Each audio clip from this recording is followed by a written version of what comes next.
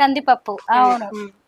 మీరు ఇది కందిపప్పు బేసిక్ గా అంతగా నచ్చపోవచ్చు కళ్ళకి చూడడానికి. మా చిన్నప్పుడు తిన్నాం, మా పిల్లలకి తెలియదు కూడా. తెలియదు, ఇది చూసిన అమ్మో అంటారు. కానీ తిన్నాక ఒక్కసారి రెండుసార్లు రుచి చేశారంటే ఇంకా మామూలు కందిపప్పు తినరు. కరెక్టే, రుచి చాలా ఏం బాగుంటుంది. లేదు, సింపుల్ మన పొలంలో పండిన కందులు, వీటిని కొంచెం ఎండిన తర్వాత అంతా క్లీనింగ్ చేసిన తర్వాత ప్రాసెస్ ఏమి ఉండదు అనడానికి కూడా లేదు. జస్ట్ ఎండపెట్టేసి నానపెట్టినప్పుడు ఏంటంటే కొన్ని గ్యాసెస్ రిలీజ్ అవుతాయి మనకి, ఏదైతే హార్మ్ఫుల్ చేసే పొట్టలో పోయినాక.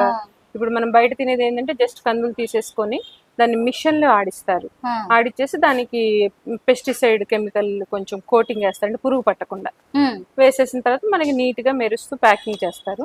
సో అది మనం తెచ్చుకొని ఒక 6 నెలలు స్టాక్ ఉంది అని చెప్పేసి శుభ్రంగా వండుకొని కుక్కర్ లో వండుకొని తింటాం. అది కూడా నిజమండి, ఇప్పుడు డబ్బులు ఉన్నాయి కానీ ఇలాంటి ప్రొడక్ట్స్ లేవు తెలుసా. అదే కదా, ఎప్పుడో నేను చిన్నప్పుడు చూసినవి, పైగా వీటిని మంగళంలో వేపేవాళ్ళు, అందులోనే వేస్తారు. ఇనుప కళాయిలు, పెద్ద పెద్ద ఇనుప కళాయిలు వాటిలో.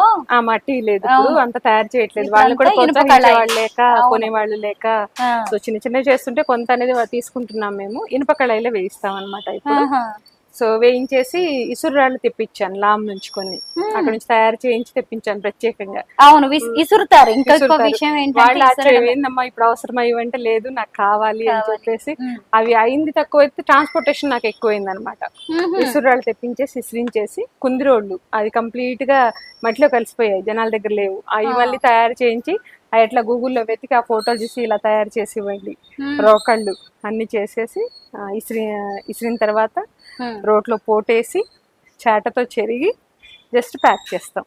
అసలు చూడండి ఎంత ఇష్టం, ఎంత ప్రేమ ఉంటే చేస్తారండి ఈ పనులన్నీ. ఇవన్నీ ఒక బిజినెస్ కాదు నిజంగా, నిజంగా కాదు, వ్యవసాయం. ఎందుకు కృష్ణవేణి గారు మీకు ఇంత ఇష్టం ఈ వ్యవసాయం ఇవన్నీ అంటే? ఇవన్నీ న్యాచురల్ ప్రొడక్ట్సే కదా. ఇదిగోండి పెసరపప్పు, ఇది కూడా మీ పొలంలోదే. అయితే పొట్టు పప్పులు కొనుక్కోండి అండ్ కుక్కర్ వాడొద్దు.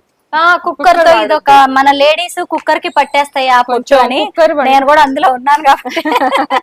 కుక్కర్ లో ఏంటంటే ఉడకదు, అది జస్ట్ గ్యాస్ ఇష్యూస్ అవి రావడానికి మెయిన్. ఓపెన్ లో వండుకోండి, ఏదైనా ఓపెన్ లో వండుకుంటే అది మనకి లేట్ అవుతుందని కూడా ఎక్కువ. పొద్దున్న లేస్తామా చాయ్ పెట్టినప్పుడు పక్కన వేస్తే అయిపోతుంది, నానబెట్టుకున్నా ముందు అయిపోతుంది కదా. అవును, ఇలాంటి చిన్న చిన్న టెక్నిక్స్ ఎన్ని. కుక్కర్ వాడొద్దు. మినపప్పు కూడా మీదేనా అంటే పొలంలో కూడా మన పని చేయండి. పొట్టు మినపప్పు నేను ఎక్కువ వాడమని చెప్తాను ఎవరికైనా. ఇంకా కొంతమంది టైం లేని వాళ్ళ కోసం ఇది కూడా రెడీ చేసి పెడతాం, కానీ చెప్పడం అయితే నేను పొట్టు మినపప్పు వాడమనే చెప్తాను కదా. అంతేలేండి, మాలాంటి వాళ్ళ కోసం ఇది. టైం లేని వాళ్ళు కొంచెం కడుక్కొని నానబెట్టుకొని చేసేసుకోవచ్చు. టేస్ట్ చాలా బాగుంటది. అది నేచురల్ కదా, ఏం లేదు. పండేటప్పుడు విత్తనం నాటు విత్తనము, పంటకి ఎటువంటి కెమికల్ పెస్టిసైడ్ వేయలేదు, ఓన్లీ గో ఆధారిత వ్యవసాయము. అండ్ ఇసురేక రుబ్బాక కూడా ఏమి ఎటువంటి ప్రిజర్వేటివ్స్ కానీ ఏమీ లేవు, జస్ట్ నేచురల్ థింగ్ అనమాట. నేచురల్. అసలు ఈ బుట్టలు ఎంత బాగున్నాయండి. ఇంటికి తీసుకెళ్లి వీటిలో చక్కగా డైనింగ్ టేబుల్ మీద పెట్టుకొని. కానీ ఎవరు అల్లుతారు వీటిని? వీళ్ళు కొంతమంది ఉన్నారండి అల్లే వాళ్ళు, వాళ్ళ దగ్గర నుంచి తీసి తెప్పిస్తాము వేరు వేరు చోట్ల నుంచి. వాళ్ళకు ప్లాట్ఫామ్ కావాలి కదా, అందరూ షాప్ పెట్టుకోవడం అంటే కష్టం కాబట్టి. సో డిఫరెంట్ షేప్స్ లో బాగున్నాయండి, సైజెస్ షేప్స్. ఇట్లా స్నాక్స్ కోసము బాగున్నాయి. అంటే మీ పొలంలో పండినవి కాకుండా, మీ ప్రొడక్ట్స్ కాకుండా వేరే వాళ్ళకి కూడా అవకాశం కల్పిస్తున్నారు. నిజమే. ఏంటంటే దీంతో ఏం లేదు కదా నేచర్. అండ్ ఇదేంటంటే పోతున్న వృత్తులు ఇవన్నీ, ముందు ముందు తరాలకు తెలియవు. ఇంకా మనలాంటి వాళ్ళం కొంచెం వీళ్ళది ఎంకరేజ్ చేయలేదు అనుకోండి, ఏమనుకుంటారు ఇప్పుడు అల్లి ఉపయోగం ఏముంది ఏం చేసుకుంటామని మానేస్తారు. అదే మనలాంటి వాళ్ళు కొంచెం ఎంకరేజ్ చేసేసి పర్వాలేదు మేము కొంత ఇస్తాం మీరు ఇవ్వండి అన్నప్పుడు వాళ్ళు కూడా ముందుకు వస్తారు. కరెక్ట్. సో ముందు తరాలు చూపించవచ్చు. అండ్ ఇది నేచురల్ చెట్టు ద్వారా తయారు చేసింది, చెట్టు ద్వారానే. రేపు ఏదైనా పాడైపోయినా తీసుకెళ్లి భూమిలో కలిసిపోతుంది. ఇవన్నీ కాఫీ పౌడర్స్, పర్యావరణానికి హాని కాదు, ఎరువు అవుతుంది. అవును, ఈ రోజుల్లో అందరూ మన వరకు మనం అని చూసుకుంటున్నాం తప్ప ఇవన్నీ కాఫీ పౌడర్ ఇవ్వండి. ఇది మెయిన్ హెంప్ సీడ్ అండి, ఇది వే ప్రోటీన్స్, ఇవన్నీ ప్రోటీన్ పిల్లలు యంగ్స్టర్స్ వాడుతుంటారు ఎక్కువ. కానీ ఎక్కడ నాకు కార్పొరేట్ ప్రొడక్ట్స్ కనిపించట్లేదు, అన్ని కొత్త కొత్త ప్రొడక్ట్స్ కదా. మీకు తెలిసిన వాళ్ళ దగ్గర న్యాచురల్ ప్రొడక్ట్స్ మాత్రమే తీసుకొస్తున్నారు. ఇవన్నీ ఏంటండి? ఇవన్నీ వచ్చేసి ప్యూర్. ఇది వచ్చేసి నేను తయారు చేస్తానండి ఇంట్లో నూనె, హెయిర్ ఆయిల్, మందార నూనె. ఒక 300 వరకు రెక్క మందార, నాటు మందార చెట్లు ఉన్నాయి పొలంలో. సో శుభ్రంగా వాటిని కోయడము, మంచిగా కొబ్బరి నూనె గానుగలో వేసి చేస్తాము. వేడి చేసిన తర్వాత ఇవి ప్లస్ ఇంకా కొన్ని ప్రొడక్ట్స్ అంటే నువ్వుల నూనె, కొంచెం నల్ల నువ్వులు, కలోంజీ సీడ్స్, ఏదైతే మనము ఇందులో యాడ్ చేస్తాం. ఇందులో కొబ్బరి నూనె కాగిన తర్వాత కొంచెం ఆముదము, కొంచెం పచ్చికర్పూరము, మందార పూలు, గోరింటాకు, నల్ల నువ్వులు, కలోంజీ సీడ్స్, బావంచాలు, ఖర్చూరాలు అని చెప్పేసి వెనకట వాడేవాడు.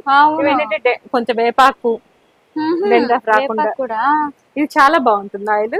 ఇది వాడిన వాళ్ళ రిజల్ట్ ఏంటంటే హెడ్ ఏక్ తగ్గింది, నిద్ర బాగా వస్తుంది. అవి రెండు చాలు మనిషికి. మామూలుగా మనం మందార ఆకు, మందార పూలు తలకు పెట్టుకుంటాం, కానీ మందార యూజ్ లో రోజువారీకి పెట్టేసుకుని జుట్టు బాగా పెరుగుతుందా?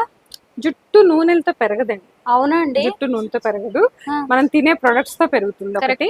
అండ్ మనిషి ప్రశాంతంగా నిద్రపోయాడు అంటే స్ట్రెస్ తగ్గుతుంది. సో అది చాలా జుట్టు పెరగడానికి. కరెక్టే. అంటే డైరెక్ట్ కాకపోయినా ఇండైరెక్ట్ గా వర్క్. అంటే కొంతమందికి జీన్స్ పరంగా కూడా పెద్దగా జెనెటికల్ గా ఉంటుంది ఒకటి. జెనెటికల్ ఎప్పుడు కూడా ఇప్పుడు అసలు వాళ్ళ తరతరాలుగా జుట్టు లేని వాడికి ఈ నూనె రాసుకో జుట్టు వస్తుందని మనము ఫేక్ గా చెప్పాల్సిన అవసరం కూడా లేదు. ఎవరైతే ఇప్పుడు తాతల తండ్రుల కాలం నుంచి ఏదైతే తలకట్టు ఉంటుందో అది వస్తుంది ఒకటి. కాకపోతే ఇప్పుడున్న సిచ్యువేషన్ లో అది కూడా రాంగ్ చెప్పొచ్చు మనం, ఎందుకంటే ఈ పొల్యూషన్, ఈ సాఫ్ట్వేర్ ప్రొఫెషన్ ఒకటి, స్ట్రెస్ ఒకటి, అండ్ తినే తిండి అంతా పొల్యూట్ అయి ఉండడం వల్ల జుట్టు అనేది తొందరగా ఊడిపోతుంది. అవును, వాళ్ళ అమ్మకి వాళ్ళ తాతలకు ఉన్నంత కూడా వీళ్ళకు ఉండట్లేదు. నిజంగా అండి. సో దీని వల్ల ఏంటంటే స్ట్రెస్ ఫ్రీ ఉంటుంది కొంచెం. అంటే దీనిలో కొన్ని ఇవి ఉన్నాయి కదా, మందార పూలు, ఇవన్నీ నర్షింగ్ చేస్తుంది హెయిర్ ని. లేని జుట్టుని తెప్పించదు. ఏదో మనం ఏమి ఇట్లా అడ్వర్టైజ్ చేయలేము పెరుగుద్ది అని. లేని జుట్టుని తెప్పించదు. కాబట్టి స్ట్రెస్ రిమూవ్ అయ్యి మనిషి నిద్రపోయినప్పుడు ఆటోమేటిక్ గా సిస్టమ్ బాగున్నప్పుడు హెయిర్ అదే గ్లో చేస్తుంది. కానీ మీ మాట నాకు చాలా నచ్చింది. చూసారా, జుట్టు బాగా పెరిగిద్దని చెప్పలేదు.